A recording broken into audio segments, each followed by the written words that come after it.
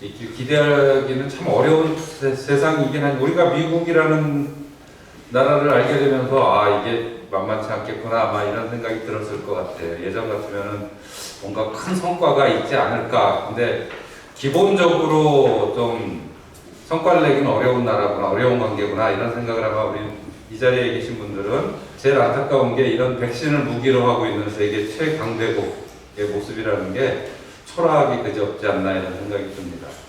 어떻게 치료제나 예방 약품을 자국의 이익을 위해서 쓰겠다는 생각을 감히 하고 있는 건지, 이게 자본주의의 어떤 극도의 불순한 모습이 아닌가 정말 생각해 봅니다. 우리나라가 정말 제일 발전해서 이걸 백신을 통해서 돈을 벌 수 있다고 해서 즐거울까요, 과연? 뭐 행복하진 않을 것 같아요. 함께 나눌 수 있는 조그만 마음만 커도 해결될 수 있는데, 우리가 사는 인류 사회는 그렇지 못한 것 같습니다. 그런 안타까움을 같이 공감이라도 할 수 있다 그러면 우리는 이 자리에 함께 모여서 공부하는 게 의미가 있지 않을까, 그렇게 위안도 해봅니다. 오늘 우리 강주환 선생님과는 재작년이죠? 2019년 9월에 백두산을 함께 올랐는데, 아마 우리 같이 이렇게 서울대 교수님의 안내를 받아가면서 이 접경 지역에 가장 연구를 오래 많이 하고 잘 알고 계신 교수님이 저희의 동행해서 여행을 안내해주고 술집과 밥집도 소개해주고 같이 고량주와 그들의 문화 이런 것들 같이 느낄 수 있었던 굉장히 소중한 자리인데, 남북교류협력 아카데미 분들하고 같이 단둥 기행을 했었습니다. 백두산도 같이 올랐었고요. 같이 좋은 자리였는데 그것조차 그립습니다. 지금은 중국을 통해서도 북을 바라보기 어려운 그런 상황이 되게 안타까운데요. 곧 코로나가 극복되면 같이 갈 수 있겠죠. 백두산 길이라도 열린다 그러면은 단둥을 통해서라도 함께 이 통일에 대해서, 그쪽에 대해서 우리 강주환 선생님들 강조하시는 부분인데, 그것도 강의 시간에 들을 수 있지만 늘 우리가 이제 바라보고 있는 이 휴전선, 철책선에서의 남북 관계만이 아니라 저쪽 중국에서 단둥 또는 서양 나선 쪽에서 이루어지고 있는 서로 간의 연결고리, 이런 부분에 대해서 오늘 이해를 할 수 있었으면 좋겠다. 그것도 하나의 어떤 통일로 가는 길이 될 수 있다는 것에 대해서 같이 의미를 새겨볼 수 있으면 좋겠습니다. 저는 오늘 우리 강주환 선생님의 얘기를 좀 듣도록 하고요. 제가 간단히 소개해 올리겠습니다. 우리 강주환 선생님은 서울대 인류학과 교수십니다. 인류학과 교수시고요. 서울대학교 북한생활문화연구단 전임연구교수시고요. 서울대 사회과학연구원 선임연구원이십니다. 저서로는 아까 얘기한 압록강은 바르게 흐른다. 그리고 압록강은 휴전선 넘어 흐른다. 나는 오늘도 국경을 만들고 품는다 등 여러 저서가 있습니다. 우리 강주환 선생님을 큰 박수로 맞아주시기 바랍니다. 감사합니다. 작년부터는 거의 특강도 줌으로 많이 하고 있는데, 올해가면 이렇게 대면인가요? 비대면이 아니고 이렇게 하니까 좀 새로운 느낌이 듭니다. 방금 소개를 받았는데, 저희 한겨레와 함께 이제 백두산을 가진 게 어느덧 2019년 가을, 참 세월이 빠르다라는 느낌도 받고, 이제 언젠가 가신다라고 말씀을 하셨는데, 그때 저를 안 데리고 가더라도 어떤 식으로 제가 가방에 제가 끌려가든 어떻든 해서 백두산이 열리면, 중국이 열리면 그때는 꼭 제일 먼저 우리 함께 갔으면 좋겠다라는 바람을 담아서 오늘 강의를 하도록 하겠습니다. 한번 보시면서 다음에 이제 기획을 여기서 하시게 될 때 난 가겠다라는 마음이 들 수 있도록 제가 할 수 있을지 모르겠습니다. 먼저 여쭤보고 싶은 게, 단동을 가고 싶은 분 계시나요? 없으시고, 아니면 손을 안 드시는 수도 있고, 나는 단동에 대해서 조금이라도 알고 있다. 손 들어 주시겠어요? 조금이라도 들어본 적이 있다. 나는 어디에 위치한지는 알고 있다. 진짜 모르시는 건가요? 모르시는 척하고 얼마나 이야기하는지 보겠다라고 하시는 그런 표정을 짓고 계시는데 갑자기 어두워지니까 또 그렇습니다. 과연 여러분들 모르시는 걸까? 라는 생각을 하게 됩니다. 한편 제가 내리면 안 되죠? 네. 저는 요즘 코로나와 관련돼서 예? 내일 봤어요. 그럴까요? 네. 거리가 있으니까요. 한 1년 반 정도 저도 작년에 늘 가던 단동을 못 가고 있는 상황인데 늘 요즘 그런 고민을 하고 있습니다. 한반도를 제외한 지역에 한반도 남쪽과 북쪽을 제외한 지역에 한국 사람보다 북한 사람이 많이 살고 있는 지역이 있다라는 사실을 한국 사회에 살고 계신 분들이 얼마나 알고 있을까? 한반도를 제외한 지역에 탈북자가 아니고요. 북한이탈 주민이 아닌 합법적으로 나와 있는 북한 사람이 한국 사람보다 더 많이 사는 지역이 있다라는 사실을 지금 모른다라고 말씀하셨는데 단동에는요 2021년 현재 한국 사람이 한 1000명 안 돼요. 근데 북한 사람들이 북한 노동자를 포함해서 5만 명이 넘습니다. 50명도 아니고 500명도 아니고 5만 명이 넘어요. 이 사실을 한국 사회에 얼마나 알고 있을까? 여러분들 포함해서. 그리고 사랑의 불시착이 드라마 보신 분 또 손 들라고 하면 또 손 안 드시겠죠? 그랬을 경우에 작년에 초에 유행을 했었는데 손예진과 현빈의 만남을 대부분 상상이라고들 이야기 많이 하셨죠. 그 안에서 뭐 장마당이 어쩌고 뭐 한류가 어떻다 뭐 북한에서 어떻게 들어간다 막 그런 이야기는 좀 사실에 근거했는데 그냥 손예진과 현빈의 만남 제3국에서 우연히 만나는 만남이 있었거든요. 그래가지고 손예진이 죽으려고 하는데 막 이제 막아주기도 하고 나중에는 엔딩에서도 만나기도 하고 제3국에서의 만남을 드라마니까 완전히 상상이다. 어떻게 남북의 사람들이 만날 수 있어? 라고 생각을 하시는 분들이 한국 사회에 참 많더라고요.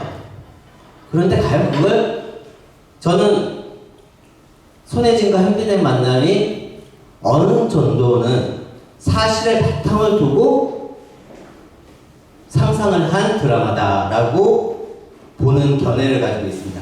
제가 왜 그렇게 보는지에 대해서 오늘 강의를 하면서 틈틈이 계속 말씀을 드리도록 하겠습니다. 압록강은 휴전선 넘어 흐른다라는 것은 저의 책 제목을 이제 앞에다 썼고요. 한반도와 대륙이 만나는 곳, 소위 압록강과 두만강, 그리고 백두산 지역을 중조국경, 아니면 조중국경, 막 그런 식의 북중국경, 북한과 관련된 이야기 나올 때 늘 나오는 지역이거든요. 거기에 갈 때 저는 우리 한겨레 평화토익 포럼하고 같이 갈 때 늘 버스 안에서 이야기했습니다. 압록강에서 발 닦자. 압록강이라는 공간이 무서운 공간이 아니다. 발을 닦을 수 있다. 이 사실 하나만 알고 있더라도 우리는 남북 교류와 만남에 대해서 다른 시각으로 볼 수 있다라는 체험을 하자라는 식의 표현들을 하고 있습니다. 제가 연구한 지역은 주로 단동이라는 지역. 여러분들 안 가보셨다라고 하시는 이 신의주 건너편의 단동입니다. 예전에 안동이라고 이야기했고 밀접, 암살 막 그런 영화에 초반부에 많이 나오죠. 일제시대 때 친일파, 독립군 등등이 기차를 타고 왔다 갔다 조선하고 한반도 지역, 만주 지역을 오고 갈 때 늘 기차 타고 가는 길목의 역할을 했던 것이 단동입니다. 제가 거기서 2006년도에서 7년도까지 한 15개월 동안은 거기서 거주를 하면서 참여관찰을 했습니다. 1학은 참여관찰이라는 직접 부딪히는 체험을 통했거든요. 처음에 갔을 때 민박집에 있었어요.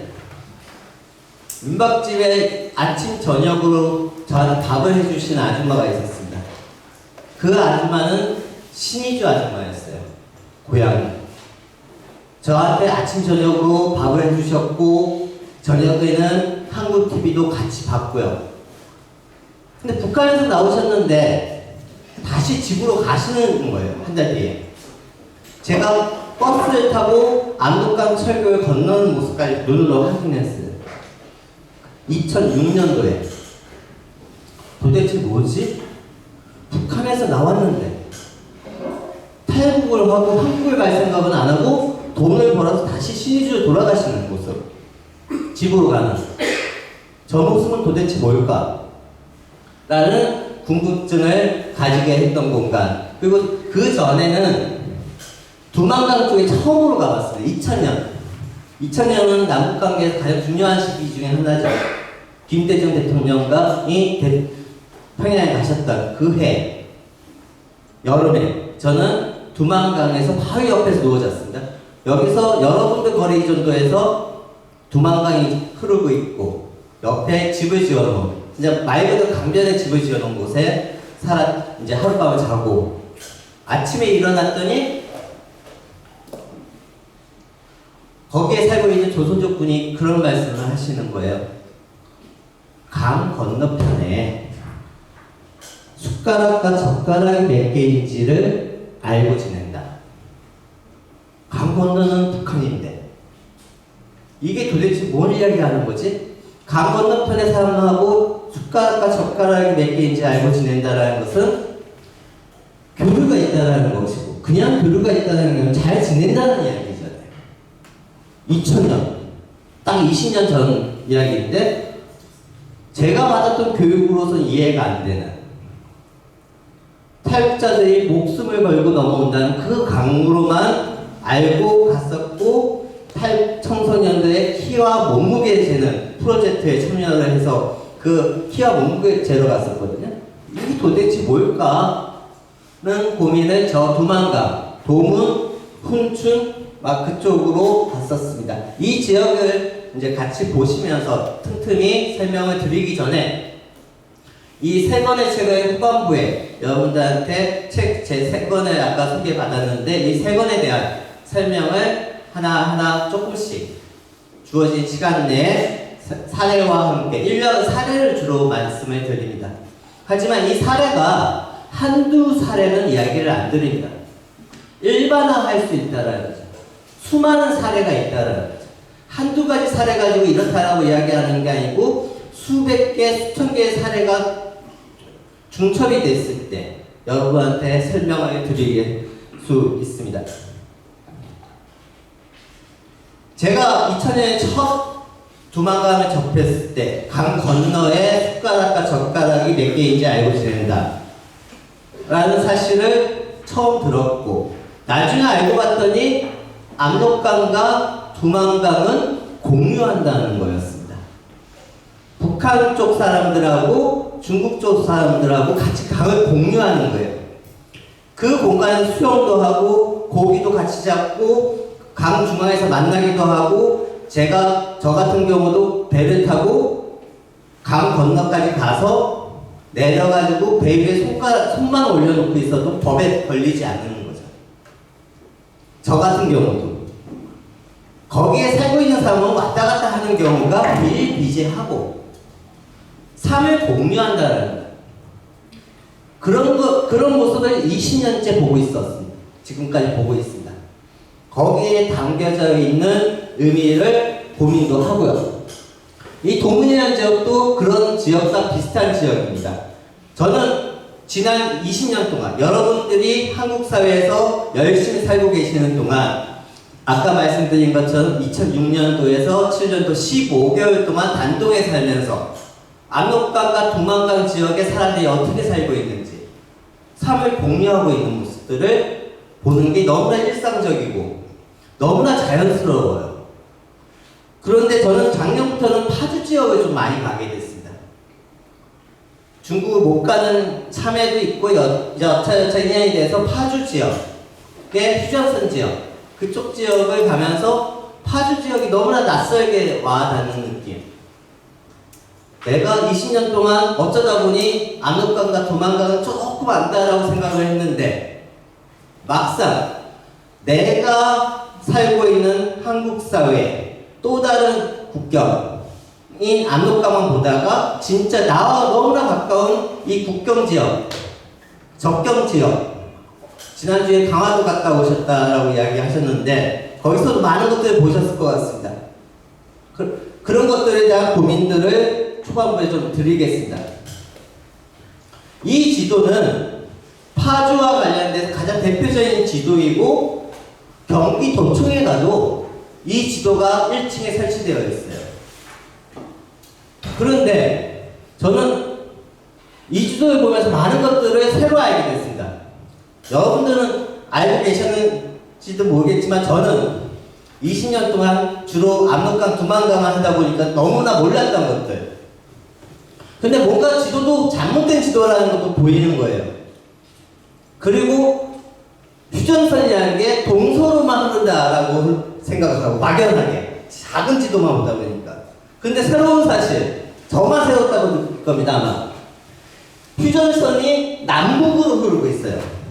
이 지역은 지도가 좀 커지다 보니까. 고성 지역도 마찬가지죠. 동서로 안 되어 있으니까 고성은 콕 들어가 있지 않습니까? 마찬가지로 군사 공개선, 소위 휴전선이 이렇게 흐르고 있습니다. 여기가 오수산 통일 전망대고요. 그렇다라고 하면 여기서 볼 때의 북한은 건너편 임진강은 북한 땅이 맞아요. 그런데 여기 해일 정도까지만 가면 그 다음부터 보이는 지역은 비무장지대예요. 근데 많은 분들이 여기에 지나가면서 계속 강 건너를 보면서 북한이라고 생각하시는 분들이 은근히 또 많더라고요. 더 재밌는 것은 임진강 평화누리공원. 아마 또 손들라고 하면 안 드시겠지만 가보신 분들 아니면 TV에서 많이 보는 지역이죠. 명절 때 이산 가족분들이라든가 탈북자분들이 거기서 차례를 지내고 강 건너편에 북녘 땅을 바라보면서 그리움에 사무치는 장면, 명절 때 늘 보는 장면입니다. 그리고 가족들하고 같이 가서도 여기 임진강 너머에 북한 땅이라고 생각을 하면서 돌아오신 분들이 작년에 제가 가보면서 저 스스로도 그렇게 생각을 했고요. 그런데 이 강 건너편은 북한 땅이 아닌 거죠. 동서로 흐르고 있지 않기 때문에 여기는 군사분계선이 남북으로 흐르고 있기 때문에 여기서 눈으로 바라보이는 임진강 너머는 눈이라는 게 한계가 있잖아요. 북한 땅이 없어요. 안 보여요. 소위 민북지역이라고 해서 한국 땅에 해당이 돼요. 그런데 왜 한국 사회는 지난 40년, 50년, 60년 임진강 너머, 여기 평화누리공원이 생긴 지가 제법 된 걸로 알고 있습니다. 근데 왜 여기 강 건너편을 북한 땅이라고 생각을 하고 있지? 라는 생각. 그리고 군사분계선이라는 게 여기서 끝납니다. 그리고 여기는 군사분계선이 끄어져 있으면 안 되는 지역입니다. 강화도에 가셔서 아마 보셨겠지만 한강 하구, 중립수역, 한강 하구에만 있는 게 아닙니다. 임진강에도 있어요. 전장협정에도 그렇게 되어 있는데 우리 언론이라든가 연구자분들이 그냥 한강하고 대표적으로 중립수역이라고 했는데 원래는 한강과 임진강 중립수역이라고 이야기하는 게 맞거든요. 그렇다고 하면 여기도 중립지역이에요. 그러면 여기에 군사분계선이 흐르고 있으면 안 되고 이 빨간색이 그어져 있으면 안 됩니다. 그런데 그어져 있어요. 그어져 있으면서 남북의 분단을 상상을 하고 여기는 우리가 아무것도 할 수 없다. 저는 여기 중립수역, 아까 압록강과 두만강을 공유한다라고 말씀드렸잖아요. 그런 게 일상적으로 보였는데 여기도 중립수역인데 왜 여기 한국 사회는 군사분계선을 오류로 그려놓고 마치 휴전선이 있는 것처럼 우리는 거기 가면 안 돼. 똑같은 똑같은 성격이거든요. 똑같은 성격인데 다르게 이용하고 있는 한국 사회가 너무나 이상하게 느껴집니다. 군사분계선이 잘못 표시된 지도가 유통되는 한국 사회. 그냥 개인이 잘못 그린 게 아닙니다. 이 지도가 경기도청에도 있고 파주의 곳곳에 있습니다. 도라산 통일전망대가도 있고요. 곳곳에 우리가 남북교육을 한다, 평화교육을 한다, 답사를 간다, 그 지역에 가서 잘못된 지도를 보고 저래 군사분계선이 그어져 있어 라고 생각하고 돌아오면 잘못된 걸 배우고 오는데 이 사실조차도 우리는 모르면서 모른다기보다 많은 분들이 모르면서 남북관계 이야기하는 게 저는 지금 코로나도 있지만 한국 사회 남북관계가 중단되어 있다라고 하지만 할 게 너무 많은데 이런 것부터 고쳐야 된다라는 생각을 저는 최근에 하고 있습니다. 그냥 하두를 던져드리는 식으로 말씀을 드리겠습니다. 아까 말씀드린 것처럼 저는 13년에 단동과 신의주 사람들은 안록당, 무랑계 그리고 해와 달만을 중요하지 않는다. 북한 사람, 중국 사람만이 아니고 한국 사람이 포함된 그들은 압록강에서 삶을 공유하고 있다라고 참여 관찰하고 연구하고 있습니다. 1992년부터 전후부터 지난 30년 동안 압록강과 두만강은 한국 사람같이 포함된 사람들이 어떤 식으로든 물론 한국 사람들은 직접 북한에 가는 경우도 있었고요. 2000년대, 90년대 지금은 못 가는 경우가 더 많지만 어떤 식으로든 이 강을 우리는 공유하고 있습니다. 우리는 임진강을 잘못 이해하고 있지만 이 사진은 늘 보셨던 이 다리가 끊어졌지만 일제시대 때 철교가 있었던 다리고 옆에 중조위교는 김정은 위원장이 하노이에 해당할 때인가요? 철길을 기차 타고 갈 때 이 기차를 타고 넘어오는 지역이고 여기는 위안도이고 단절되지 않은 임진강도 단절됐다라고 보는 한국 사회에서는 여기도 똑같이 다른 식으로 보는 경우가 있습니다. 아까 말씀드렸던 파주 지역 평화누리공원 건너 통일대교 넘어는 이것까지 설명하면 되게 복잡하지만 아신다는 가정하에서 민북 지역에 해당되는 민간인 통제 지역이죠. 여기에 아무도 쉽게 가지를 못하고 통일대교에서 미리 신고를 해야 되고 절차를 밟아야 되고 보안각서 등등을 써야 되는 그런 공간. 비무장지대도 아닌데 DMZ도 아니고 민북지역 정도는 우리가 마음 놓고 가야 되는 거 아닌가? 지금쯤은 남북 교류를 하자라고 하는데 그 어려운 남북 교류를 하자라고 주장을 하고 평화운동을 하고 DMZ 안에 뭔가를 우리가 평화의 길을 만들자라고 이야기를 하면서 막상 미국의 눈치를 좀 적게 봐야 되고 북한하고 협의 안 해도 되는 민북지역도 우리는 마음 놓고 못 가고 있다는 거죠. 강화도 쪽은 좀 달라졌죠. 교동조나 그쪽은 달라졌는데 저는 그래서 작년에 여기가 임진강이고 강 건너까지 이제 연구 차원 때문에 그것도 되게 복잡하더라고요. 연구 차원에 들어가는데도 막상 그래서 저는 들어갈 수 있는 기회가 있었지만 막상 들어가서 저는 그런 생각이 자꾸만 드는 거예요. 이 지역에 누구나 언제든지 와서 이 풍경을 바라볼 수 있을 때 어쩌면 남북 평화와 교류가 한국 사회에 성큼 다가와 있지 않을까. 내 안에 있는 한국 사회에서 내가 할 수 있는 것이 있는데 민북 지역에 대해서는 왜 이렇게 이야기가 없을까? 근데 또 보면 재밌어요. 이 지역에 농사 짓고 있는 분들이 은근히 또 많아요. 민간인 통제 지역인데 거기에 살고 있는 통이촌 주민과 해마루촌 주민 외에도 여기에 7,000명 이상의 출입 영농인들이 있습니다. 또 이 존재에 대해서 우리는 또 주목을 하지 않고 막 그런 여러 가지들을 저는 이해가 안 되는 지점들이 있습니다. 저는 2005년도에 사전 조사도 가고 했는데 단도에 가면 삼국의 국기가 같이 있는 모습들을 많이 봐요. 식당이라든가 백화점이라든가 상점의 외벽에. 이 뜻은 삼국의 사람들이 같이 이용한다는 뜻이거든요. 이 식당에는 북한 사람도 오고 한국 사람도 오고 중국 사람 당연히 오고요. 그런 인물로서 저는 태극기와 오성기와 인공기가 같이 있어요. 그냥 상징적으로 써놓은 게 아니고 저는 실제 생활의 모습입니다.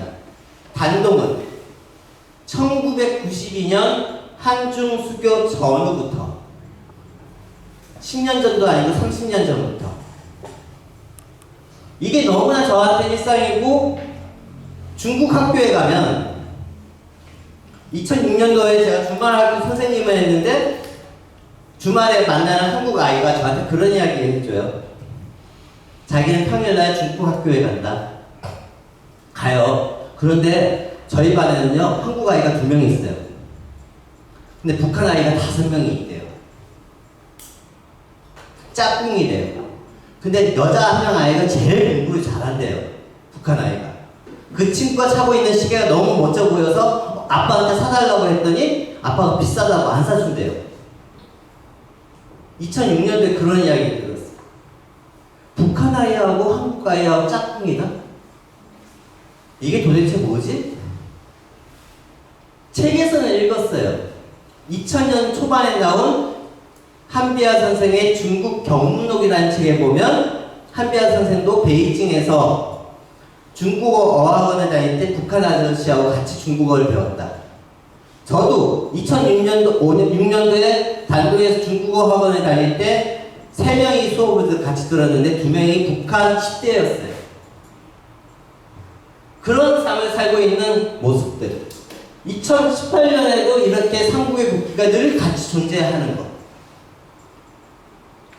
제가 지켜본 거는 거의 한 15년이고 조만간까지 치면 20년이지만 이 역사를 계속 들여다보니까 한 30년째 이렇게 살고 있는데 왜 민국지역조차도 못 가는가?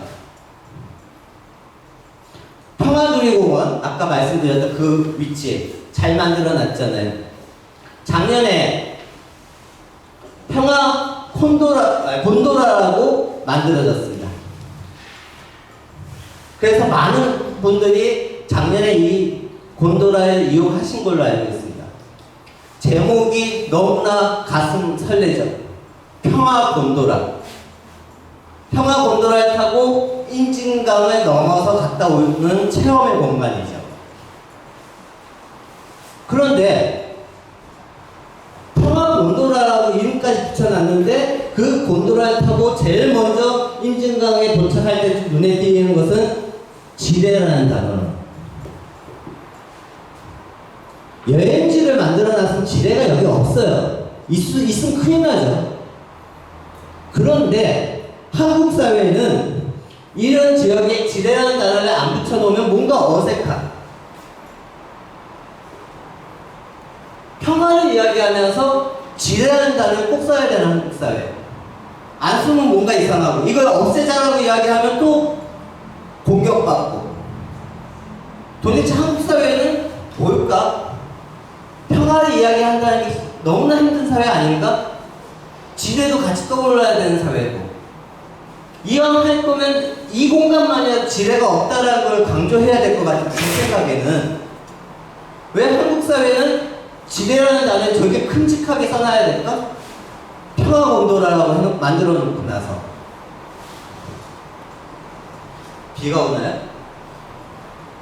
평양행 국제열차 단동에서 평양으로 기차가 오고 가는 이 기차는 모양새는 많이 바뀌었지만 100년의 역사를 가지고 있는 거죠. 일제시대부터 따지면 기차의 모양은 바뀌었지만 아까 말씀드린 것처럼 아문살이라든가 밀정이라는 드라마 속에 나오는 그 기차고 저 기차를 이용하면 제 하나의 사례를 말씀드리면 단동에 살고 있는 조선족이 한국에 왔을 때 저하고 같이 호텔에 들어갔었거든요.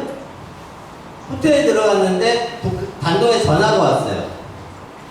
북한 사람이 전화를 했더라고요. 음성이 들려요. 너 지금 서울이지? 호텔이면 TV 틀어보라고 이야기하더라고요. 조선족한테. 틀었더니 홈쇼핑이에요. 그 이야기는 단동에서 북한 북한 사람이 그 TV에 지금 보고 있다는 이야기거든요. 저 공구 박스 좀 사다 달라고 이야기하더라고요. 그래서 그 다음날 저하고 같이 단둥에 돌아가기로 되어 있었기 때문에 그날 밤에 대형마트에 가서 똑같은 물건을 사가지고 그 다음날 아침에 비행기 타고 식량을 가서 단동으로 갔습니다. 저도 같이. 오후쯤 도착했거든요. 오후에 그 조선족이 북한 사람한테 그 물건을 전달하는 모습을 참여관찰했고요. 그 다음날 아침에 8시에 이 기차역에 갔더니 그 북한 사람이 그 공구박스를 들고 저 기차를 타는 모습까지 확인을 했습니다. 이 기차는 평양에 5시면 도착을 하거든요. 서울에서 가져간 물건이 평양까지 이틀이면 가요. 이 역사는 20년이 넘었습니다. 20년 전에는 조금 더 걸렸을 겁니다.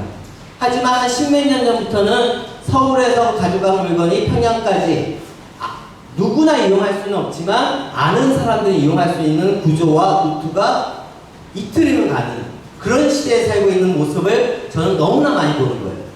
방송에서. 지난 20년 동안. 그런데 저는 민북지역 안에 도라산역을 갔을 때 참 답답하더라고요.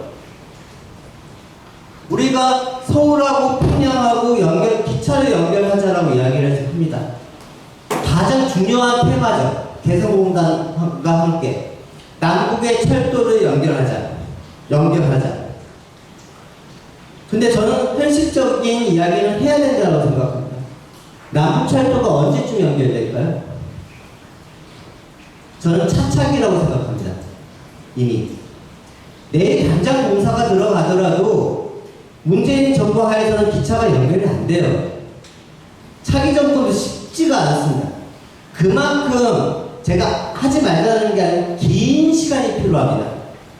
긴 인내와 노고가 필요하고 꾸준히 해야 되는 겁니다.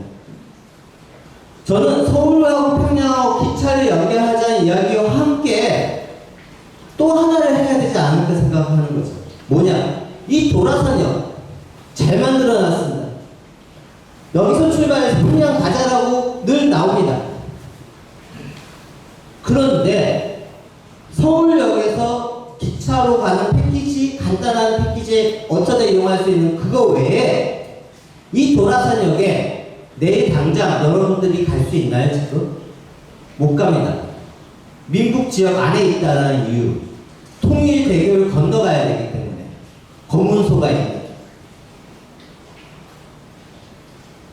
서울과 평양의 기찻길을 연결하는 거 진짜 힘듭니다. 앞으로 엄청난 노력이 필요할 겁니다.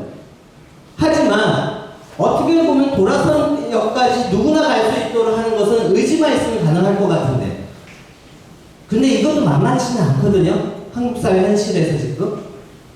그러면 뭘 같이 해야 될까?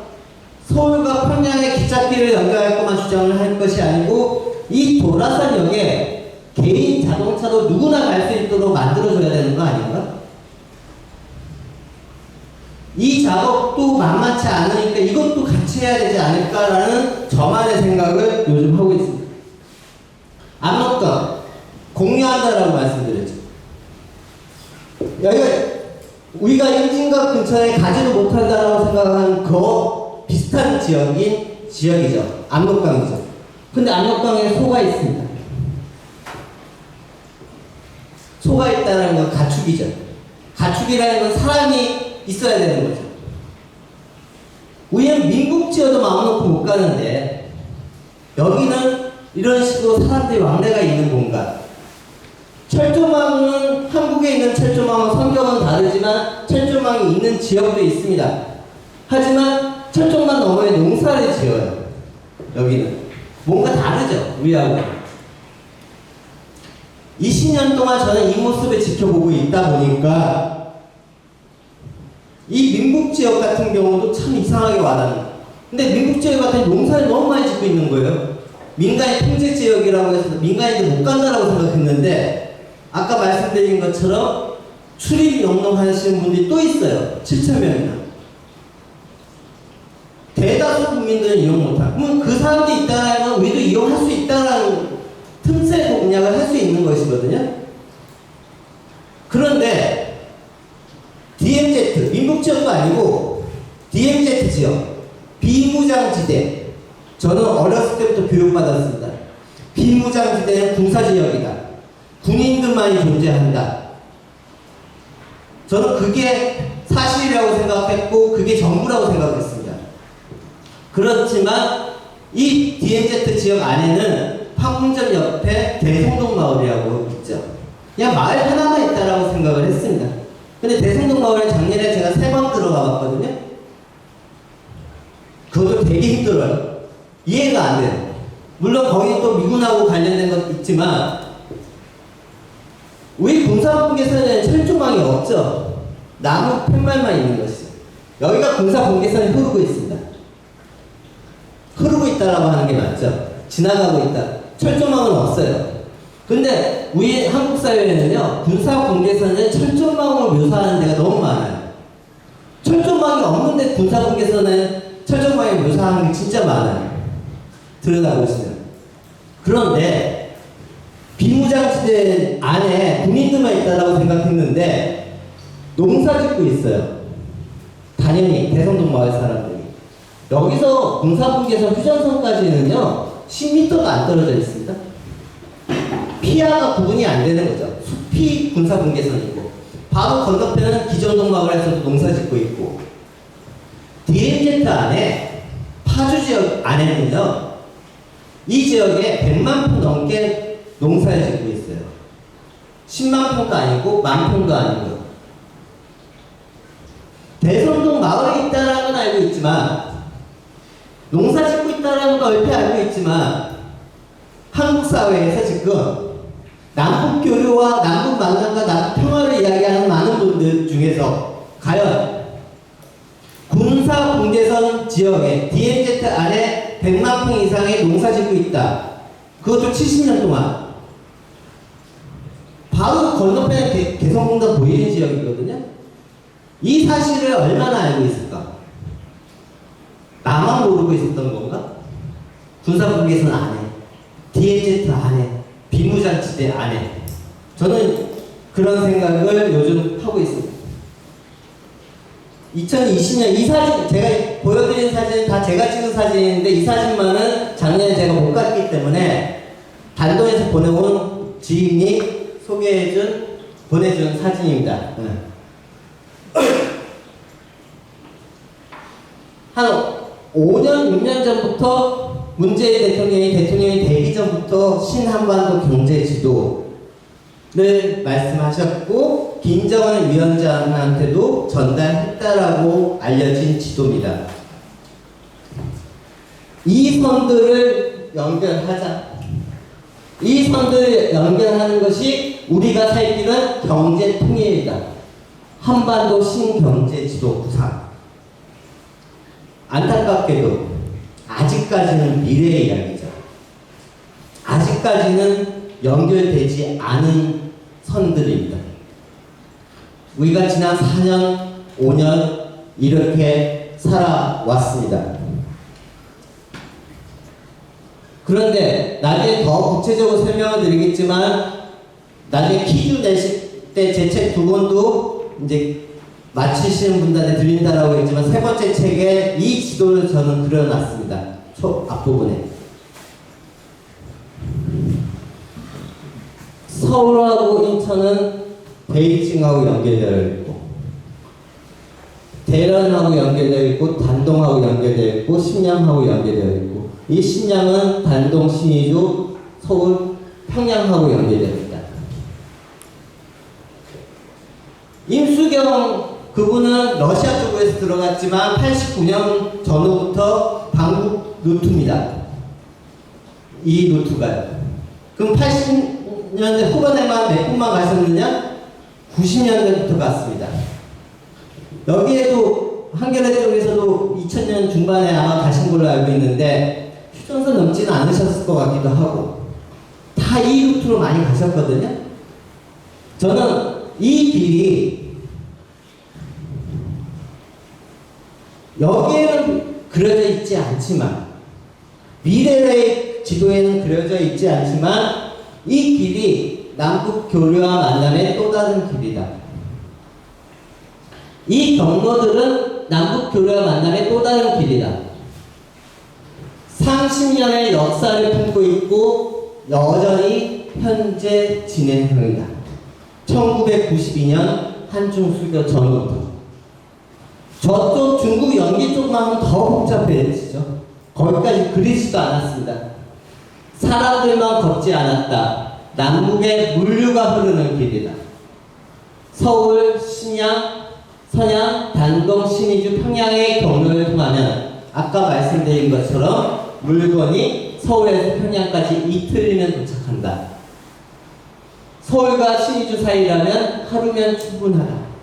반대도 마찬가지다.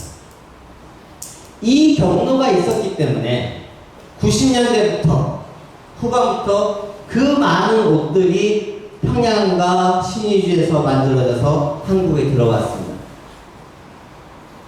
예담 한복이라는 아동 한복 회사가 있습니다. 2004년도 5년도에 한 해에 30만 장을 이 루트를 통해서 만들어서 한국에 팔았습니다. 아동 한복 30만 장 한 해. 지금 그 당시로 따지면 지금 거의 대학생들 20대 중후반의 아이들이 어렸을 때 입었던 기성 한복들, 예담 한복. 지금 20대가 50만 원 왔다 갔다 하는 걸로 알고 있습니다. 그러면 30만 장 작은 규모가 아니죠. 그러면 한복만 그랬나? 수많은 등산화, 등산복, 운동화, 놀래미, 강어, 고사리, 들깨, 대게 2000년대에 엄청나게 들어왔습니다. 어떤 루트? 한국에서 옷을 만들기로 결정을 하면요. 90년대 후반부터 단동에 있는 북한 사람, 한국 사람한테 하청을 주고 그러면 그날 밤에 북한 사람을 만나서 계약을 체결하고 그러면 며칠 뒤부터 평양에서 옷을 만들었고 그런 옷들이 다시 단동에 나오는데 라벨을 보면 메이드 인 DPRK도 있었지만 메이드 인 차이나도 있었고 메이드 인 코리아도 있고 막 복잡합니다. 많은 게 메이드 인 차이나로 들어갔죠. 그래서 한국 홈쇼핑에서 90년대 후반부터 메이드 인 차이나로 많은 옷들이 팔렸어요. 사실은 평양에서 만들어졌는데 그런 옷들이 팔리다 안 팔리면 땡처리 되고 포스터 붙잖아요, 길거리에. 그런 옷들이 또 팔리다 안 팔리면 그렇게 땡처리 된 다음에 다시 무게에 따라서 단동으로 들어가고 단동에 들어가면 북한 사람과 북한 하계 조선족들이 그걸 사가지고 평양 가서 파는 거죠. 사람의 불시착이 약간 나오는. 그러면 북한 사람들은 자기네 친구들이 만들었다는 생각도 못하고 이런 옷들이 한국까지 갔다 왔다는 생각을 못하고 중국제라고 살입었습니다. 지난 20년 동안. 한국 사람들은 북한 사람들이 만들었다는 생각도 못하고 중국제라고 옷을 입었고 그 큰 강어가 서해바다, 인천 앞바다가 아니고 남부 쪽에서 잡혔다는 생각 못하고 횟집에 가서 강어를 먹었고요. 추어탕집, 보신탕집에 그렇게 많았던 들깨들 과연 어디서 왔을까? 그런 것들이 여기 다 담겨져 있다. 나중에 후반부에 말씀드리겠지만 휴전선을 가로질러 남북을 연결하는 길은 가다서다를 반복했다. 지금도 한 3년째 2년, 3년째 멈춰있다라고 이야기하죠. 그래서 남북관계는 다 멈춰있다라고 생각을 하시죠. 반면에 남북을 연결하는 다른 길은 저 길이다. 저 길은 어떻다라는 말씀을 이게 여기서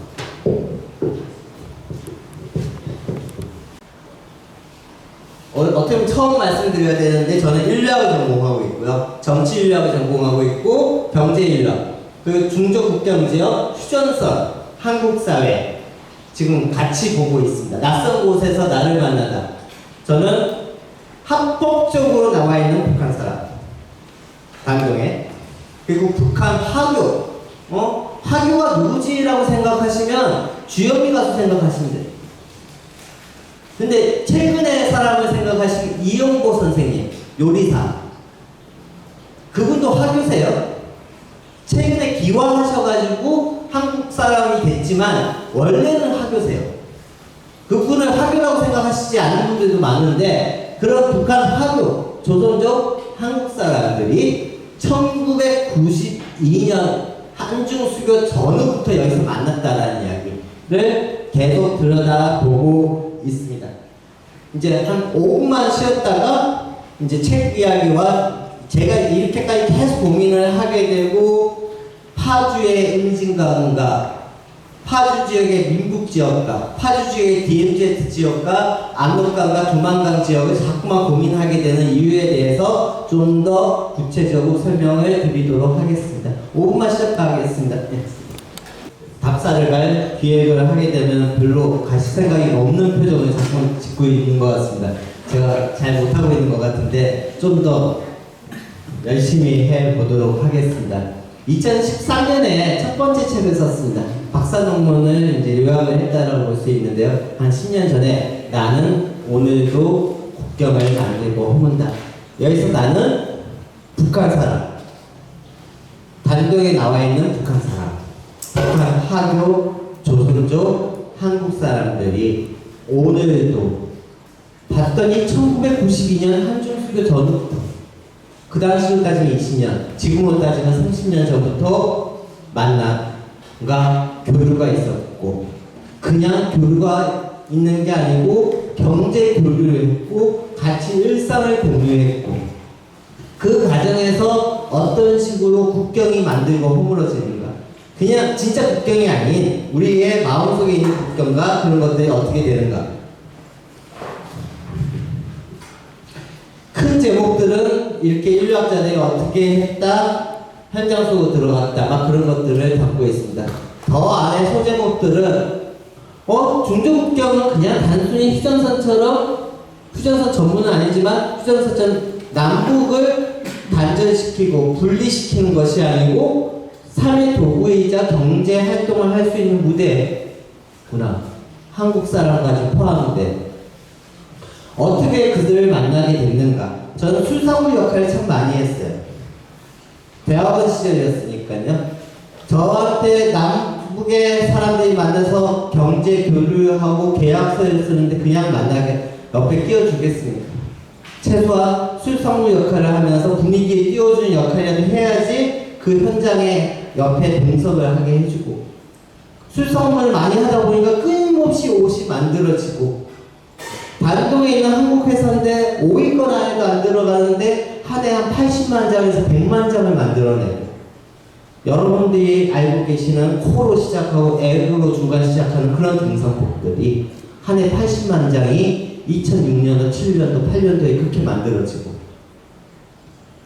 아까 이야기했던 농수산물, 한복들이 어떻게 오고 가는가 그러다 보니까 저보고 왜 와 있니? 너 안기부 직원, 국정원 직원 아니냐 너 참 잘하고 있다 라는 끈아풀 같은 사람한테 그런 이야기를 듣기도 하고 한국의 젊은 부부가 단동에 살고 있는데 저 알고 지내게 됐고 그 친구가 와이프가 애가 태어났고 제일 먼저 갔다라고 생각했어요.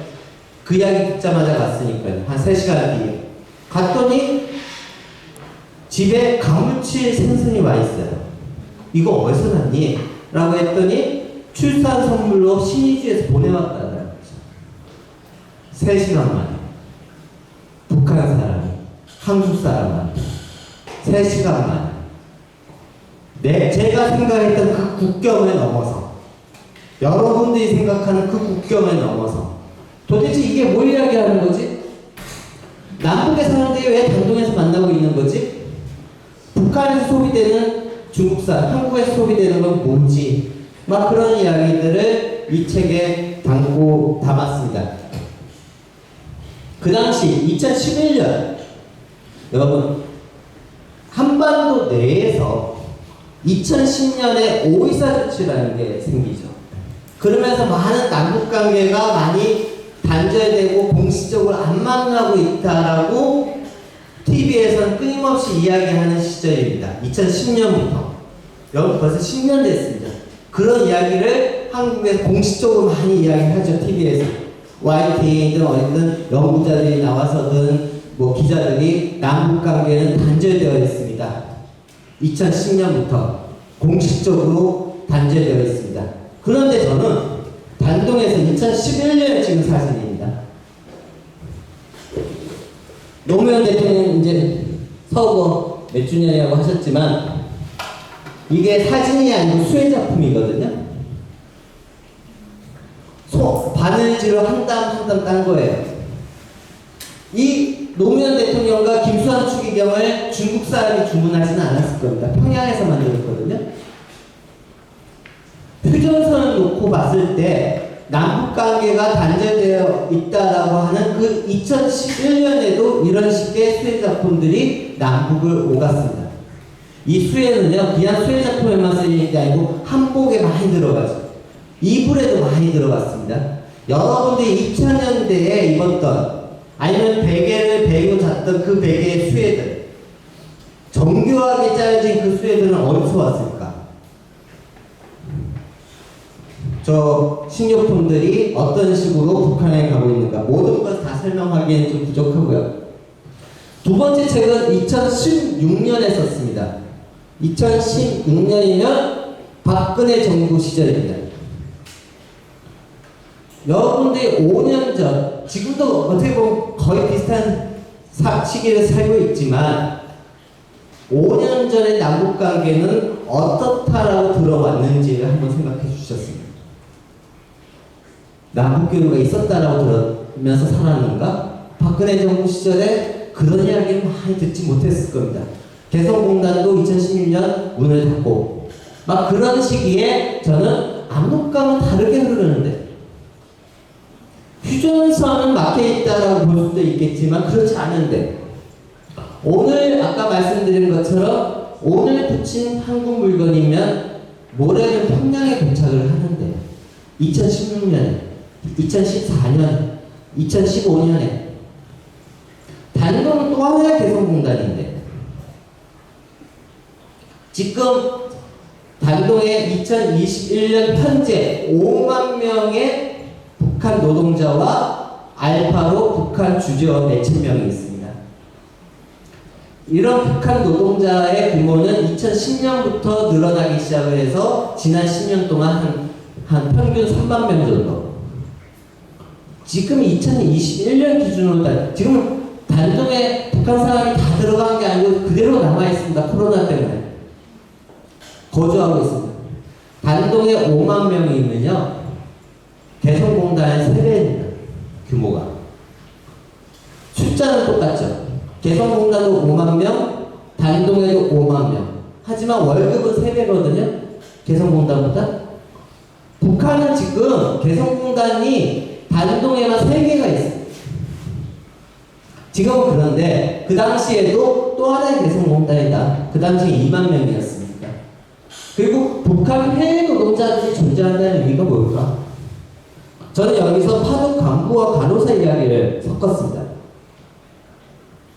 한국 사회에 독일에 갔던 파독 간부와 간호사 분들 60년대, 70년대 10년 동안 가셨습니다.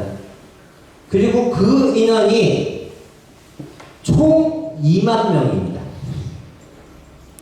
총 2만 명. 10년 가까이.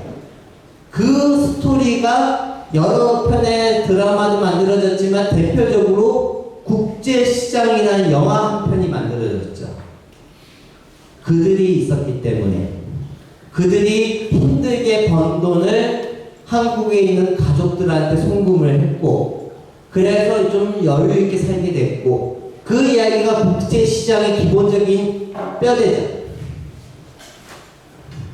한국은 파독 간부와 간호사 약 10년 동안 총 인원 2만 명이 갔다 온 스토리로 국제시장 영화 한 편이 만들어졌습니다. 어떻게 보면 대표적으로. 그런데 단동만 놓고 보면 북한은 2010년부터 지금까지 10년 동안 연평균 3만 명이라고 볼 수가 있거든요. 총 3만 명이 아니고요. 지난 10년 동안 연인원 3만 명입니다. 파독 간부와 간호사의 몇 배죠? 그렇게 따지면 수십 배죠. 근데 북한의 해외 노동자가 단동에만 있느냐? 역사가 오래됐습니다. 북한의 해외 노동자 80년대, 90년대부터입니다. 러시아에도 있습니다. 중동에도 있습니다. 아프리카에도 갔고요. 어떤 분은 핀란드에도 있었다라고 이야기합니다. 확인되지는 않지만 핀란드에 4만 명이 있었다라는 이야기를 해요. 탈북자 어떤 분은. 유럽에도 있었고요.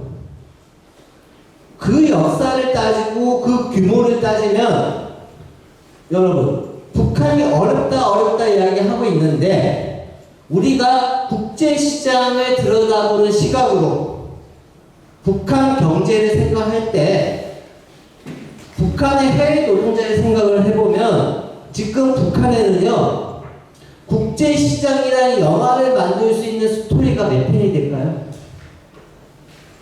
최소 100편이 넘을 것 같아요. 아무리 적게 잡아요. 그 경험을 가지고 있는 사람과 그 경험을 공유한 사람과 그들이 벌어온 돈으로 살고 있는 사람들이 한국의 파독 간부와 간호사와 관련된 돈보다 100배는 많을 겁니다. 그러면 제가 북한이 잘 산다는 이야기 절대로 아니고요. 우리가 살고 있는 우리가 생각하고 있는 것보다는 다르지 않을까? 라는 생각을 합리적인 추론을 할 수 있다. 그런데 그런 이야기는, 그런 생각은 잘 안 하죠. 북한 어렵다는 이야기만 많이 하고. 국제시장은 몇 편을 만들 수 있는데, 100편을 넘게 만들 수 있는데.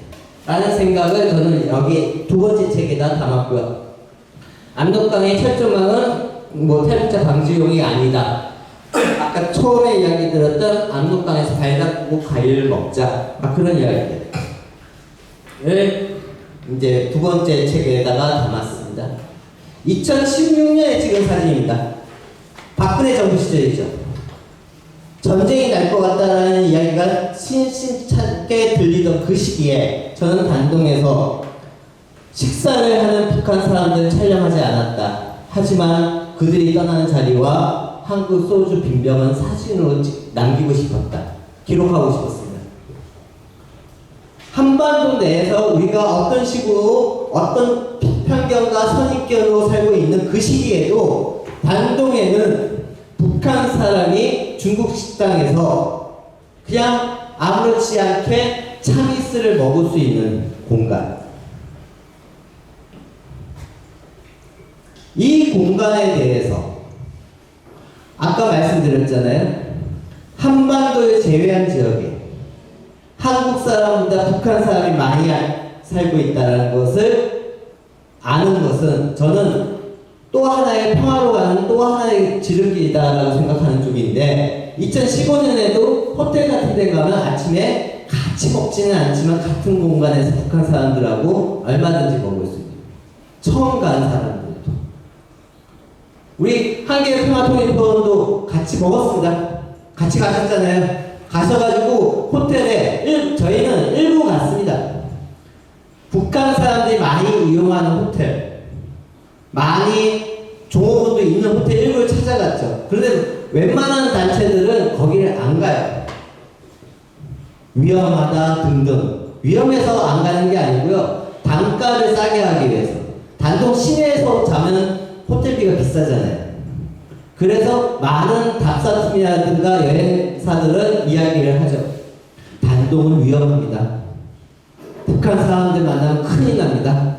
그래서 외곽에 가서 자야 됩니다. 라고 이야기해요. 사실은 안에 내막을 들여다보면 호텔비가 비싸서 안 가는 건데 여러 가지 이유 때문에 우리가 단동을 잘 모르게 되는 거예요.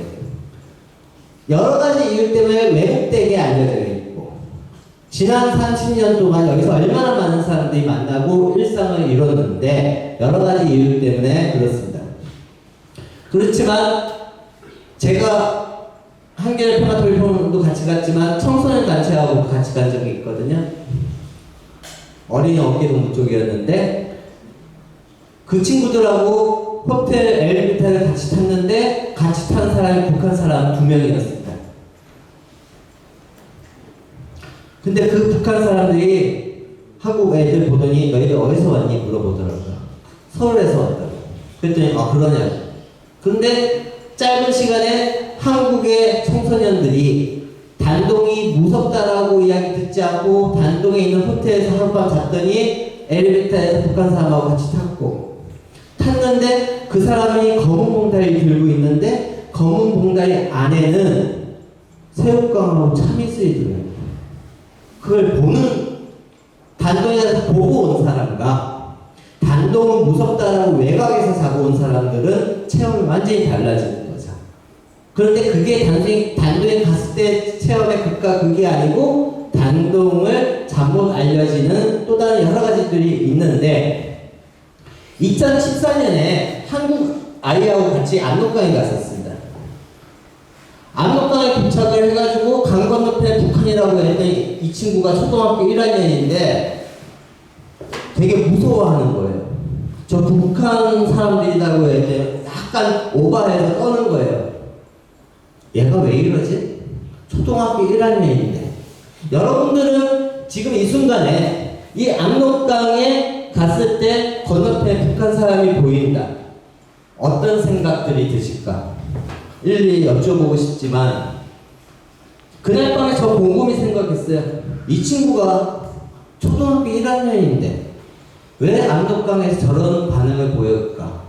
왜 저렇게 무섭다라고 이야기를 하지? 저 친구는 제 아들이거든요. 유치원 때까지 할아버지 할머니 밑에서 컸거든요. 이유 때문에, 여러 이유 때문에. 근데 할아버지, 저의 아버님께서는 하루 종일 종편을 틀어놓고 계시는 분이셨거든요. 그러면 이 친구는 유치원 때까지, 초등학교 전까지 끊임없이 노출되어 있었던 거죠. 그래서 압록강에 저런 모습을 보이지 않았을까? 근데 그게 아닌데, 있는 그대로 본 게 아니고 배운 대로 본 게 아닐까? 여러분들은 이 순간에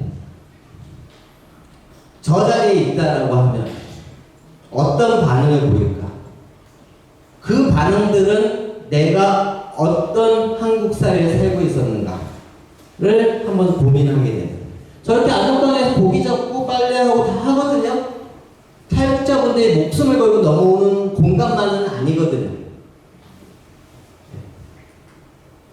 저는 몇 년 전부터 숫자에 대한 고민을 하고 있습니다. 인류학자들도 숫자에 대한 고민을 하고 있는데요. 오늘 숫자에 대한 이야기를 좀 더 하겠습니다. 망각되는 10년. 김대중 노무현 정권 시기에 얼마나 많은 남북교류가 있었는데 문재인 대통령만 백두산 처음 가신 게 아니고 2000년대 초반에 한국 어린이들이 평양을 통해서 백두산 올라갔습니다.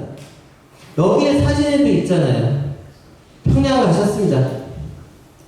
한겨레 포럼에서 가셨고요. 그게 기억되지 않는다는, 망각되고 있다는. 유심히 한번 나중에 보십시오. 몇 년도에 갔다 왔는지. 벌써 15년, 20년 전에.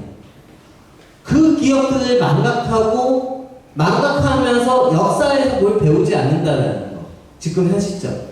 새롭다는 이야기만 자꾸만 하거든. 새롭게 뭐 하자? 새롭게 뭐 하자? 문재인 정부 시절에 그 이야기 참 많이 했습니다. 잃어버린 10년. 이명박 박근혜 정부 시기에 우리 무엇을 잃어버렸는가? 그러면 앞으로 10년은 어떻게 될 것인가? 남북철도 제가 차착이라고 말씀드린 것처럼 남북교류의 역사는 이미 30년인데 역사라고 해서 옛날 이야기가 아니고요. 그만큼 깊이가 있다는 말씀을 드리고 싶습니다. 우리가 아무것도 했던 게 아니고 30년 전부터 우리 남북교류를 해왔고 우리 안산의 한겨레 평화토론도 꾸준히 해왔었습니다. 그 역사의 깊이가 너무나 깊은데 그 깊은 역사에 대해서 우리는 얼마나 기억하고 있고 얼마나 많은 사람들한테 지금 알려주고 있는가. 저는 김대중 노무현 정권 시기로 다시 돌아가기 참 힘들 것 같거든요. 그 시기로 돌아가는데 한참 걸릴 건데 라는 고민들. 개성공단 금강산 진짜 중요합니다. 근데 그 역사는 10년이거든요. 우린 10년만 주목을 하는 거죠. 개성공단 이전에 얼마나 많은 남북교류가 있었는데, 금강산 전에도 많은 사람 NGO 단체에서 98년도 평양 가고 막 하고 개성공단 중요합니다. 125개 업체가 진출을 했습니다. 하지만 우리는 개성공단 이야기를 기억하고 주목하고 다시 하자는 이야기를 많이 하고 있지만 그 외에 지난 30년 동안 통계에 잡혀있는 회사만 해도 1000개의 회사가 휴전선이 아닌 아까 보여드렸던 그 지도의 선을 통해서 옷, 신발, 강어, 들깨, 고사리, 수많은 농산물, 수많은 옷들, 군화까지도 만들었는데 그런 말씀까지 안 드리더라도 1000개의 회사에 대해서 우리는 얼마나 알고 있는가. 개성공단 업체만 주목을 하지 2000년대, 90년대 우리 안산에서 했던 NGO 단체들이 그렇게 노력을 하면서 뚫었던 역사에 대해서 우리는 주목하고 있는 거예요. 2000년대 초반에 우리가 어떤 길을 겨우 뚫어왔는데 저의 선배들이 얼마나 기억하고 있는가. 그리고 저는 남북관계 공부하다 보니까 워크숍에 가고 학수대에 좀 가다 보면 늘 이야기하는 거 독일하고 통일하고 비교하는 이야기 참 많이 들었습니다. 20년 동안 들어오면서 늘 전제 조건이 있습니다. 동서독은 소포도 교환 많이 했다. 엄청난 양을 했거든요. 편지 교환도 했고 사람들 만났다. 막 하지만 남북 관계에서는 서신 교환을 한 적은 없다. 앞으로 해야 된다. 그 이야기를 한 20년째 들어왔습니다. 최근에도 통일부 장관께서 이산가족과 관련된 이야기를 하실 때 영상통화를 해야 된다. 뭘 해야 된다 이야기를 하실 때 전제 조건은 앞으로 하자는 거였습니다. 그런데 통일부 통계를 들여다보면 통일부의 통일백서라고 맨날 내는 책이 있거든요. 거기 통계에 여러분 민간인들이 알아서 편지 교환한 게 11,000건입니다. 통계에 잡혀있어요. 남북의 이산가족이 지난 30년 동안 편지 교환을 했어요. 통계에 잡혀있습니다. 정부에서 지원금도 줬어요. 그런데 왜 우리의 대다수의 국민들은 저만 몰랐던 건지 모르겠지만 남북의 이산가족이 알아서 11,000건의 편지 교환을 했다라고 알고 있는 사람은 몇 명인가? 여러분들 지금 이 순간에 남북의 이산가족이 편지 교환을 했다라고 알고 계셨는지, 내가 모르고 있다의 문제가 아니고 이걸 한국 사회에서 이야기를 해줬다 안 해줬다의 문제거든요. 당국 차원에서 방북, 소위 우리가 대표적으로 TV에서 많이 보는 장면이죠. 금강산이고 평양에서 지난 20몇 년 동안 22차례가 있었습니다. 그리고 그때 만난 인원 건수가 4,000건으로 잡혀있거든요. 근데 통일부 통계에 보면요, 민간인들이, 정부가 도와준 게 아닙니다. 민간인들이 알아서 중국에서 만난 케이스가 1,700건이 잡혀있어요. 통계로. 대표적인 게 현미 가수거든요. MBC 다큐멘터리에도 나왔는데 현미 가수의 가족이 북한에서 중국에 데리고 나와서 본인도 중국 가서 만나는 장면을 찍은 다큐멘터리가 있거든요. 근데 그런 케이스가 현미 가수만 있었던 게 아니고 1,700건의 통계가 잡혀있다는 거죠. 민간인들은 알아서 움직였다. 정부 주도가 아니었던 거죠. 그런데 왜 통일부 장관께서는 서신교환과 남북의 만남을 미래의 이야기만 이야기하고 있을까 지금? 그것도 통일부 통계에 있는데 라는 고민을 요즘 이제 3번째 책에 담았습니다. 어디까지 기록할 수 있을까? 언제까지 상상을 해야 될까? 영국 궤적을 기록하다. 73년생입니다, 저는. 80년대 또리 장군 등등 여러 가지 반공 영화를 보고 자란 세대로서 90년대 어떻게 했고 그런 과정 속에서 어떻게 기록한가? 왜 분단의 벽을 넘는 길은 왜 하나라고만 생각할까? 휴전선만 넘으려고 하는 분위기. 김대중 대통령께서는요 90년대 후반에도 남북관계 안 좋았거든요. 그때 그런 말씀 하셨다고 기록으로 나와 있습니다. 힘들면 돌아가라. 휴전선이 힘들면 돌아가라는 이야기를 하셨거든요. 아셨다는 이야기. 희망과 개발 담론이 너무 홍수인 시대. 서울과 평양 열차 연결하자 라는 이야기를 하면서 막상 도라산역까지는 아무나 못 가게 만들어 놓고 그걸 연결할 생각은 안 하고 막 그런 것들 끊어지지 않고 이어져 온 무대인데 문재인 대통령의 신한반도 경제 지도에도 그려져 있지 않지만 끊어지지 않았다. 30년 동안 한 번도. 서신 교환이요. 11,000건이 매년 있어요. 작년에도 있었습니다. 통계. 망각되고 주목받지 않는다. 막 이런 이야기를 담았습니다. 이런 이야기들은 남북에 사람들이 길거리에서 장기 두는 모습은 언제쯤 가능할까요? 앞으로. 그런데 저는 2016년에 단동에서 북한 사람과 북한하게 조선족이 장기 두는 장면을 찍어요. 찍고 나서 저도 옆에 가서 서서 훈수도도 아무렇지도 않았어요. 근데 이런 장면들은 1992년 전후부터 가능했다라는 거죠. 휴전선을 놓고 보면 앞으로 언제 있을지 모르는 이 모습이 단동에서는 30년이에요. 판문점과 중조국경을 바라보는 시선이 별반 차이가 나지 않죠. 여기에 문재인 대통령과 김정은 위원장이 왔다 갔다 하는 우리 그 경험을 소중하게 가지고 있는데 그러면서 놓치는 것이 뭐가 있을까? 왜 한반도로만 머물려고 할까? 역사는 그 이야기를 안 해주거든요. 휴전선만 넘는 케이스는 정주영 회장 외에 별로 많지 않습니다. 1000개의 회사가 남북교류를 했습니다. 아까 보셨다시피 통계에 나와 있습니다. 휴전선은 안 넘었습니다. 중국을 경유했습니다. 그게 우회의 도로인가요? 또 하나의 길인가요? 휴전선만 쳐다보면서 멈춰 있어야 될까요? 중국을 통하면 그거는 뭔가 서운한가요? 뭔가 이상한 건가요? 역사는 그렇게 이야기하지 않고 있는데 신고와 승인만 이런 복잡한 것, 작은 통일의 공간, 개성공단. 개성공단 진짜 중요하고 진짜 많은 일을 했습니다. 하지만 남북의 개성공단에서는 같이 밥을 먹지는 않았습니다. 점심시간에. 물론 소수의 대표자들은 먹었지만 북한 노동자들하고 같이 밥을 안 먹었습니다.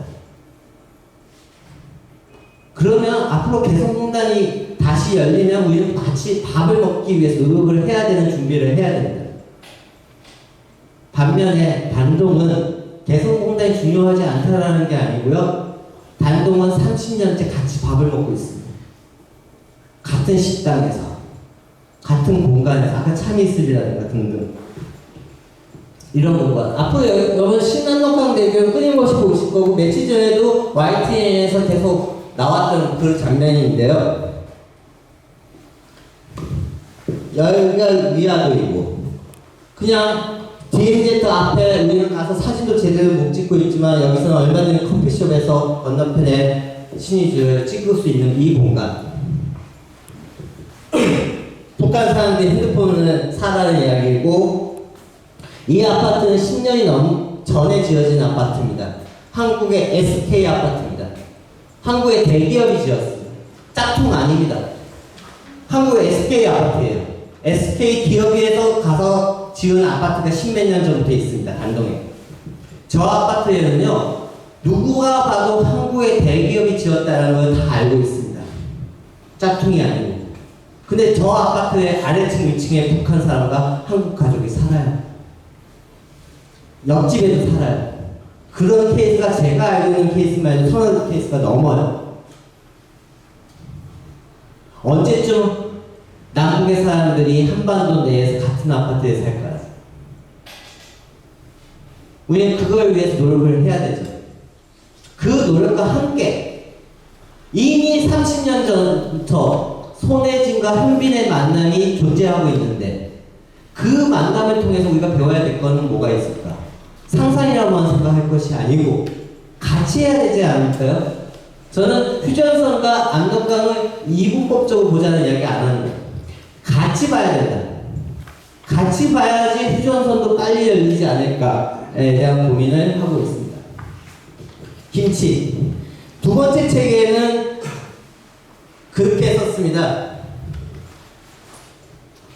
5.14 조치 이후이고 박근혜 정부 시절이었기 때문에 나는 북한 노동자들이 일하는 공장 앞에까지 갔다. 하지만 안에는 들어가지 않았다. 라고밖에 쓸 수가 없어요. 책에다. 하지만 조선족이 나의 사정을 알고 들어가서 미국으로 수출하는 제품을 제비동포와 계약을 하고 나오면서 김치를 가지고 나와서 김치만을 먹었다. 라고 기록으로 남겼습니다. 최소한의 구조는 있다는 걸 보여주기 위해서 북한 노동자들, 단동에 나와 있는 북한 노동자들을 한국의 제비동포가 어떤 식으로 활용해서 미국에 수출하고 있는 장면을 기록으로 남기고 싶어서. 근데 세 번째 책에는 2019년에 썼거든요. 좀 욕심이 나서 다시 쓴다고 썼습니다. 나 사실은 들어갔다. 북한 노동자들 일하는 공장 안에. 하지만 그들을 만나지는 않았다. 아직까지 5.14 조치가 있으니까. 하지만 그들이 밥 먹으러 갔을 때 그들이 일했던 공장 안에 들어가서 그들이 무슨 옷을 만드는지를 봤고, 그들이 밥 먹고 올라왔을 때는 살짝 피해서 그들이 일하는 먹었던 식당에 가서 밥도 먹었다. 그때 김치를 먹었다. 했더니 두 번째 책에는 한 10줄 썼던 내용들이 나중에는 세 번째 책에는 한 3장 정도까지 양이 늘어났던 것으로 기억을 합니다. 이런 기숙사, 파독 강부 총인원 2만 명, 단동은 연인원 3만 명, 지난 10년 동안. 제가 압록강은 다르게 흐른다 해서는 담지 않았던 사진들이죠. 이런 식당들에서 그들은 중국에 있는 공장에서 메이드 인 차이나 그 옷들은 일본으로 가고 있는, 우리 한반도 내에서 남북관계가 중단되어 있다라고 했던 그 시기에 2016년 2004년에도 성양에도 북한 식당이 있었고 17년에도 있고 19년에도 있고 선양공항 여기죠.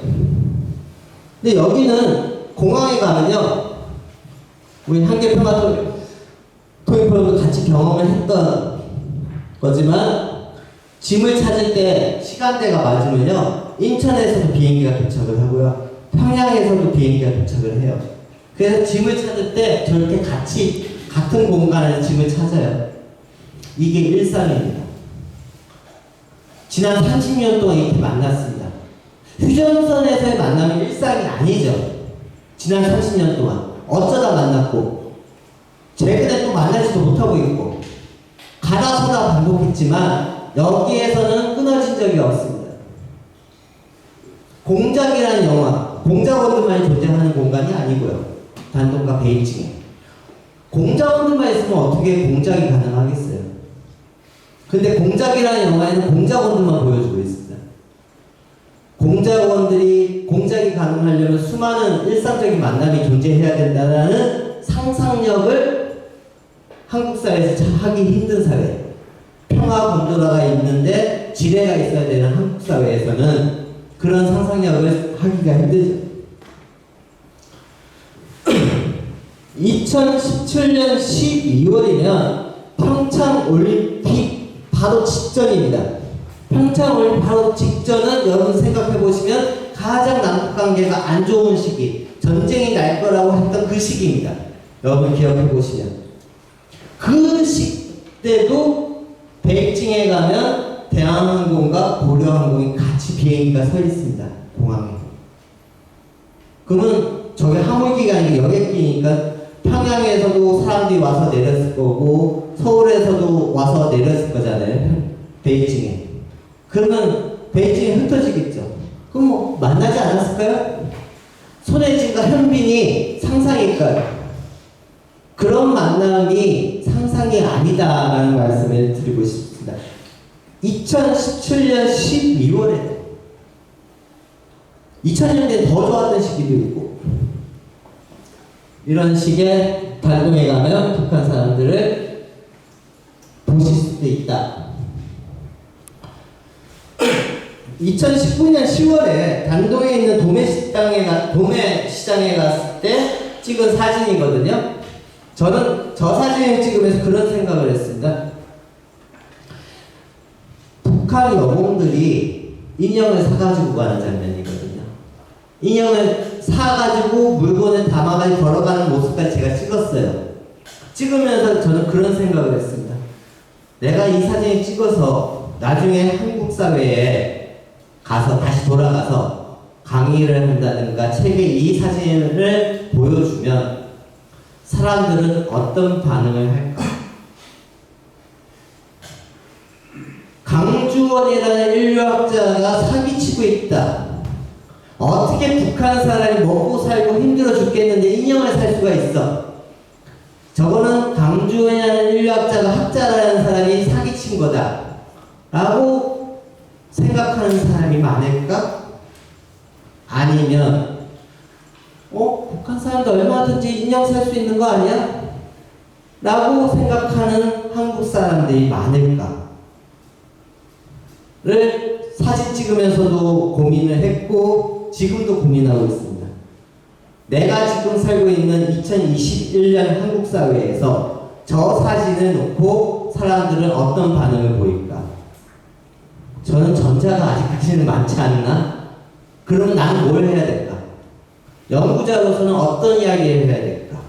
연구자로서의 한계는 뭘까? 사람들한테 이 사진에 대해서 어떤 식으로 설명을 해야 될까? 그래도 한계 평화토론 포럼처럼 저에게 말할 수 있는 기회를 주실 때는 열심히 이야기하고 있습니다. 시간이 없는데 몇 개만 더 보여드리고 끝내겠습니다. 2004년에 찍은 송도원 식당입니다. 단도에 있는 북한 식당입니다. 여러분 나중에 심심하시면 인터넷 검색을 한번 해보세요. 이 송도원 식당은 거의 매년 한국 기사에서 망했다라고 나오는 식당입니다. 북한과 관련돼서 대북 제재와 관련돼서 북한이 뭔가 할 때 송도원 식당이 바로미터거든요. 맨날 망했다. 그런데요, 저는 15년 동안 매년 단동하면서 매년 찍고 있거든요.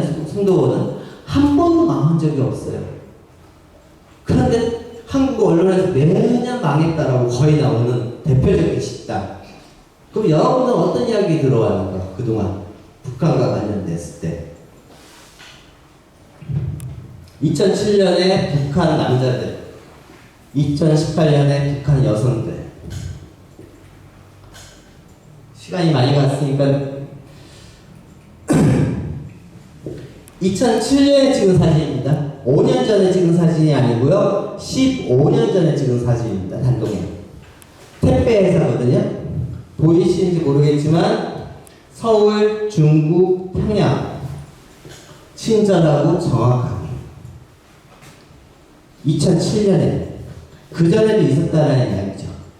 이 구조가 30년 동안 유지되었기 때문에 탈북자분들이 북한의 가족들한테 송금할 수 있는 구조가 있는 거고요. 이 구조가 있었기 때문에 이산 가족이 정부의 도움 없이도 11,000건의 서신 교환을 할 수 있는 구조가 있는 것이고요. 이 구조가 있었기 때문에 지난 20년 넘게 1000개가 넘는 남북 경협의 회사들이 북한과 관련된 많은 농수산물과 인가공을 했고요. 한국의 물건들도 이 구조가 있었기 때문에 평양과 신의에 들어갈 수 있었던 거죠. 휴전선을 통해서 하지 않은. 남북교류에 가장 많은 일들이 어디서 벌어졌을까? 휴전선에서만 벌어지지는 않았다는 말씀을 드리면서 지금도 이 구조는 존재를 하는 거고요. 백두산 관련돼서도 말씀을 드리고 싶지만 이것도 잘못 알고 있는 내용이 많거든요. 백두산과 관련돼서도. 그냥 남파 쪽이 북한하고 가장 가까이 있는 중국 땅 천지인데요. 저 빨래줄이 국경입니다. 북한과 중국을 구분하는 국경. 저 빨래줄 없는 데도 많고요. 그러면 사람들은 어떻게 살까요? 여기가 해산 지역입니다. 백두산 바로 끝, 이제 첫 자락에 삼수갑산 근처. 해산량 도시 전체에 남은 건 아니지만 일부분을 담았습니다. 이 정도 규모, 사람마다 느끼는 규모는 다르겠죠. 하지만 이 지역에서 한국에 오신 탈북자분들이 가장 많습니다. 그럼 여러분들이 알고 있는 이미지와 어떻게 같은가 다른가? 단문 페리 등등 제가 설명 다 못 드리고 있고 딱 하나 이 몇 가지 사진만 보이고 끝내도록 하겠습니다. 2004년에 신의주의 모습 거의 안 보이죠. 나무에 갈려서 7년 13년 아이고 응? 매번 용량 때문에 하려고 했는데 지금 보시면 세월의 흐름 2004년부터 신의주가 변하는 모습들입니다. 점점 스카이라인이 생기고 점점 건물이 올라가는 여러분들 대북 제재 북한 어렵다. 특히 유엔의 대북 제재 미국의 대북 제재 이야기를 언제부터 들어왔을까요? 거의 2006년부터 듣기 시작했습니다. 그때부터 대북 제재 이야기가 나오기 시작했고 2006년부터 매년 거의 강화된 대북 제재 매토, 강화된 대북 제재 매토 강화됐습니다. 그래서 북한이 어려운 겁니다. 북한은 조만간에 붕괴할 것입니다. 등등 수많은 연구자 기자들이 나와서 설명을 한 여러분 한국 사회는 그 이야기를 지금 15년째 듣고 있습니다. 여러분 15년 동안 그런 이야기 듣고 살아오셨습니다. 언론에서, TV에서, 논문에서, 글에서 여러분들이 그렇게 살아온 15년 동안 여러분들은 북한에 대해서 바라보는 이미지가 만들어지고 생각이 만들어졌습니다. 그런데